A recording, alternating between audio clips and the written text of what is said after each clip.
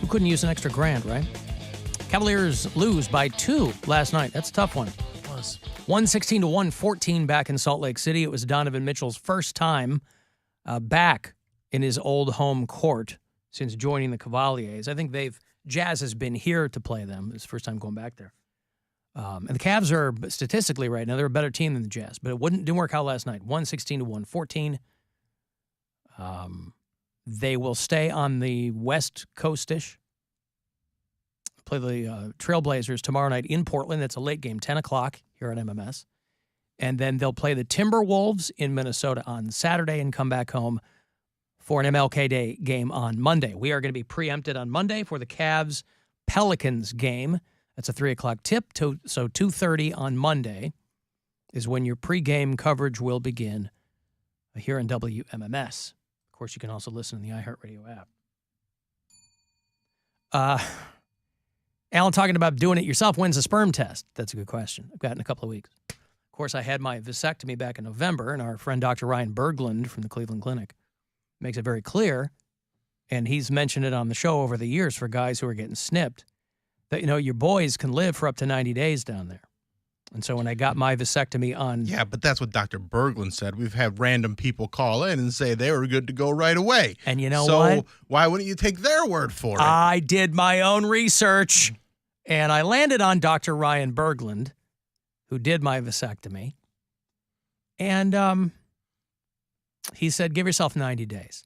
And so I'll have my test on February the 3rd, which means the night of February the 3rd, when we head out to Boston Mills Brandywine for the return of the Polar Blast Battle, I will know where I am. Obviously, 90 days in, I'm sure everything will be dead. I'm going to be AC fire hose out there. So whatever's spraying your way at the Polar Blast Battle, don't you worry. I'm going to be all good, and everything's going to be... Super sperm. It's all going to be inert. Still going to be plenty of it, but it's going to be... Nothing can hurt you. So that'll be a lot of fun. You're gross. I'm sorry? You're gross. Who? You. Me? I'm gross? I'm joking. I don't know what you're talking about. Gerard Carmichael was a strange but great choice to host something that nobody knew was happening last night, which was the Golden Globe Awards. Yeah, I saw usually Golden Globes, I feel like, are on a Sunday. They did it on a Tuesday? I guess. Weird. I had no idea it was even on until I was... Jennifer Coolidge won for The White Lotus, which she should have. Golden Globes are the Hollywood foreign press. This is the precursor to the Oscars. They say for people who pay attention to these things, 95% of whom are actually in the movies or entertainment columnists. But the Golden Globes are a pretty good indicator of who's going to get nominated for Academy Awards and things like that. But the Hollywood foreign press has taken their share of criticism over the years for a lack of diversity. You might have recalled this a couple of years ago. There was a whole bunch of hullabaloo over the fact that the Hollywood foreign press were not as inclusive of their choices as other people thought they should be. I assume that's probably why they had Gerard Carmichael host the thing last night, despite, I'm sure, a full 70% of that room being unaware of who he is. But he's very funny. And I love when they have these award shows and a host, and I think Ricky Gervais was the template for this, where they go, man, when we get a host who just doesn't care, it's nice timing for those kinds of comedians to host these things because fewer and fewer people in the public care about these. You know, the Academy Awards used to be a big deal because it was the one time you saw famous people. Now you can go on Twitter and see them. So, Gerard Carmichael, of course, ups and downs with a guy like this because some people didn't like all of his jokes. He did a 7-minute monologue up front. People didn't like his Whitney Houston joke. Did you see this, Poundcake? No, I didn't see it. Thank God I didn't. Well, you can hear it. I'll play it for you. Hold on. We are pressed for time, but they wanted me to shout out the venue that we're in. So We are here live from the hotel that killed Whitney Houston, the Beverly Hilton, you guys. So that's very exciting. Those are the kind of jokes people are like, what? Yeah, how nice when they're supposed to be honoring her because she's coming up on 10 years since her death. Yeah, and she comes out with a biopic, and this is how they honor her. Well, she didn't come out with anything. The people that are exploiting her. It is 10 years, isn't it? Next month. Yep. It's exactly 10 years. It's February 11th when she died. Right. February 11th. Now, what will you do to commemorate that fateful day? I'll be going to the Cavs-Bulls game. What will you be doing? I don't know. I'll probably spend the whole day listening to her music, which I do anyways. So. Will you lie in bed with the cover up around your neck? Well, February, I don't know what day it is. It's a Saturday. Oh, it's a Saturday. Yeah. Ooh. You're going to be out turning up, aren't you? No, I might be doing a little crack or something. I don't know. A little crack. Listen, Just a little I don't know much, but I'll tell you this. If you're going to decide to smoke crack, I think it's good to start a little conservatively. Start small. A little crack, I think, is the perfect way to go. Yeah, I mean, I don't know. I'm going to microdose and see what happens, but just in her honor. If she could do it, I could do it. Mm-hmm. She was just a wee little gal. Well, yeah, and, you know. I don't like that, man. I mean, just throwing... how many other celebrities have died at the Beverly Hilton? Probably a lot. Whitney Houston's not the only one. No clue. But the point is, these are why you have guys like this host these, so people pay attention to it. Mm-hmm. They killed Whitney Houston. He also made a Scientology joke that kind of set the room quiet, too. Did you see that? I saw that one. That was great. That was a great joke. Because you got a lot of Scientologists. You got a lot of Hollywood wackos in that room there that are pissed anytime somebody brings up the head of Scientology's missing wife, who's been missing for 15 years. She hasn't been seen in public. I found these. Oh, a little bit of context, by the way, for this, just to set this up. Because of that whole flap with the Hollywood foreign press not being diverse or whatever, Tom Cruise made a big show years ago of returning his Golden Globes in a show of solidarity that they needed to get their act together. I found these 3 Golden Globe Awards that Tom Cruise returned. Look, I'm just the host briefly or whatever, but I have a pitch. I think maybe we take these 3 things and exchange them for the safe return of Shelly Miscavige. It's Miscavige, by the way. See, they need to... I'm sorry? It's Miscavige. It's not. Oh, so he's pronouncing his own name wrong? Anyway, so Gerard Carmichael, I'm sorry? Is that how he pronounces it? David Miscavige? Yeah. That's how I've heard him say it. Okay. But you're probably right. He probably mispronounced his own name. Nevertheless, this guy makes a joke about this guy's wife being out of the public eye for 15 years. Church of Scientology goes, no, listen, she's fine. We just saw her the other day. She's great. She's Doing great. You great. didn't see that? She was out in public. Everybody saw it. We saw it. Leah Remini Fine, famously filed a missing persons report with the city of Los Angeles. So she was retweeting the Gerard Carmichael stuff all night last night. That is weird. That's the power that Scientology has, I guess, in Los Angeles County. Is this woman has not been in public view since 2007. And they're like, yeah, we looked into it. We don't know. We don't know where she is. Don't know. She could be at the bottom of Laurel Canyon for all we know, but we don't. How are we going to find those things out? We're just the LAPD. What are we going to do? I mean, hell, the IRS, is afraid of them. Everyone's afraid of them. It sounds like the IRS is afraid of everybody except poor people. I was going to say, they are, allegedly, don't come after me. Never mind, I forget. I take back everything Like I said, poor people, they're a lot easier to audit. Yeah, no, never mind. I'm not saying nothing. I'm scared, too. And people, this guy, Austin Butler, you knew who he was, right, Poundcake, before he played Elvis Presley? Yeah, he was in the Carrie Diaries. That's how I know him. And The Carrie Diaries. Vanessa okay. Hudgens slam piece. Well, he played Elvis in this Baz Luhrmann movie with Tom Hanks, and he famously went method. Didn't talk to his family for 3 years because he had to embody Elvis Presley. So he wins a Golden Globe last night. And what goes viral is the fact that people are like, why is he still talking like Elvis? Why is he?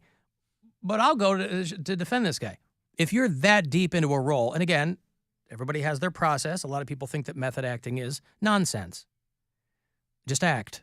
But he can't seem to lose the Elvis voice. I just am so grateful right now. I'm in this room full of my heroes. Such a turn Brad, I love you. Quentin, I printed out the Pulp Fiction script when I was 12. I cannot believe I'm here right now. I just want to thank the Hollywood Foreign Press for this honor. What is he? I need to know what he normally sounds like. Well, he's got like a sounds regular Like a guy. guy. He's like a dude, yeah. He has a deep voice, but not that. It sounds like a put on, cringy, yeah. and it is cringy. Maybe he was up all night partying and preparing. But he sounds like he's a man from the South. Like Elvis Presley, you mean? I understand that, but that's not how he talks. No, I know. But that's why people are like, why is he doing He got this? that twang. Well, but again, maybe he's still extracting the character from himself. Oh God, get Maybe. over it. All right. I got to give you some money here. It is $1,000 to go fund yourself. Listen closely and good luck. The Buzzard wants you to go fund yourself and score $1,000. Enter the nationwide keyword cash at WMMS.com. That's cash. Enter it now at WMMS.com. And good luck from Buzzard Radio. Hey, Caleb. Alan, hate the show. Thanks. What's up? Hey, well, I was going to call in and complain about the app, but first, Which that app? guy got the iHeartRadio app. That guy got an award for ignoring his family for 3 years. You and I ignore our family for 3 years. We get an invoice from the state for child support. All of a sudden, we're dicks, Caleb. All of a sudden, we can't do anything right. All of a Yeah, sudden, I was just trying to be method in my own personal life, and all of a sudden, I'm the a-hole. Yes, life is but a stage, and we are merely players. So back to the iHeartRadio app. What is the best way for me to contact Dave iHeartMedia? Is it by mail, or is there a phone number I can call? I feel like him and I have a real equal relationship. I get free content, unlimited free content, with extremely loud ads about online gambling that make my ears bleed, and I unknowingly give up all of my personal data. It's like that girl said who left us a message the other day. It's really hard for her to fall asleep to this show when the commercials are so loud. Yes, I am giving you all of my personal information unknowingly, and you can't figure out to get one free, totally easy to access show on the app. Caleb, I don't know if this is any consolation. I don't have any of your personal data. Yeah, but Dave does. Oh, Dave. So that's why I want to talk to Dave. Yeah, I would send him an email. It is david.iheartmedia.ceo of world's #1 digital company.com/geocities.biz. at Gmail. At radio. The at radio. Okay, That's the one. I'm sorry. Yes. At I'm sorry, radio.fm. Like an idiot, I had it at media. Oh, Dummy. no. It's, yeah. That's the right. that's the quickest way to get to him, Caleb. And you are a godsend. Keep up the good work. I try. Thank you. There's Caleb out in Kent. One more clip from the Golden Globes. Eddie Murphy got the Cecil B. DeMille Award, which is like a lifetime achievement thing. NBC bleeped him. They are on a delay, and they had to bleep him, but he had really good advice for up-and-coming performers. I want to let you know that there is a definitive blueprint that you can follow to achieve success, prosperity, longevity, and peace of mind. And I followed it my whole career. Just do these 3 things. Pay your taxes, mind your business, and keep Will Smith's wife's name. Listen, I think those are pretty good. See, that was what I was thinking of with this whole Dana White thing, because boy, didn't that quietly go away. Yeah. Either because people don't care or people whatever. But Dana White slapping his wife on New Year's Eve was a big topic for about 36 hours. We're still talking about Will Smith.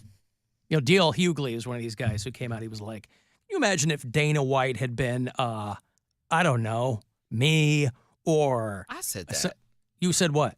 I said that about. That was in his sports break. No, it was in my. No, you're podcast. right, and you're right. Oh. Yeah, I'm saying you've been D.L. Hughley is co-signing on that whole notion. There's a They're bunch like, of grace. There's grace for that. well, but also like this interview resurfaced with Dana White's mom from about 10 years ago. And she's like, yeah, he was nice. And then he got popular and he got successful and he started treating everybody off. It's like, Dana White treats people poorly? Wow, who could have seen that coming? Because your whole business model is like machismo and being a badass or whatever. So, but it went away fast, the Dana White thing. Because he's supposed to drop this power slap league, more on the nose viral marketing you couldn't have. But he's supposed to drop this power slap league on TBS, and they kind of quietly put it in the background, at least for a week. I think they're like, let's wait for this to die down, having no idea that it would die down within a couple of days. They probably figured they'd put it on the summer schedule.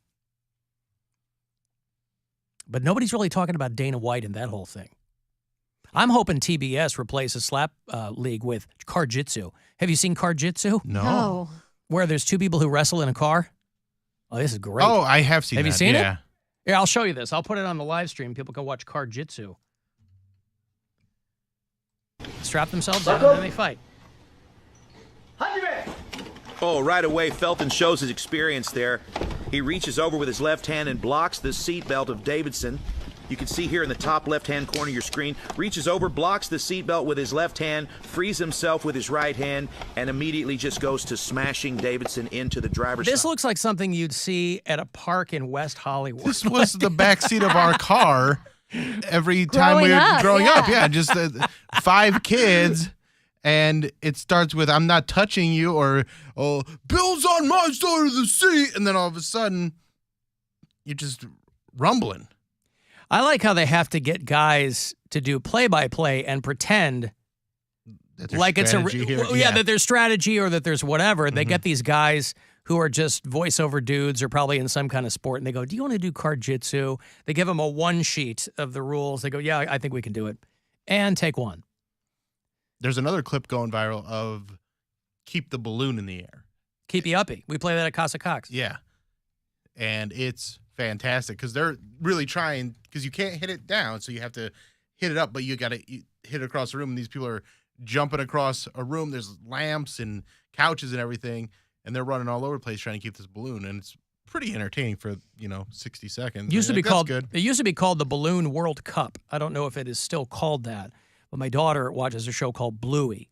That is a very, very popular Australian cartoon, and for a lot of kids, Keepy Uppy came from that. So we're always playing that at Casa Cox. Don't let the balloon hit the ground. Now, is it as fun for kids, or is it as fun for adults as it is for kids? It can be. I'll let you be the judge of that. Depending on how competitive you are. Nevertheless, I'm competitive. Then yeah. You know how many contractors I've had over at the house fixing things that I've broken, leaping from one corner to another in a room in an attempt to make sure that that balloon does not hit the ground on my watch. 3, for those of you who are keeping score at home. I've got to take a break. If you want to text 35192, Alan Cox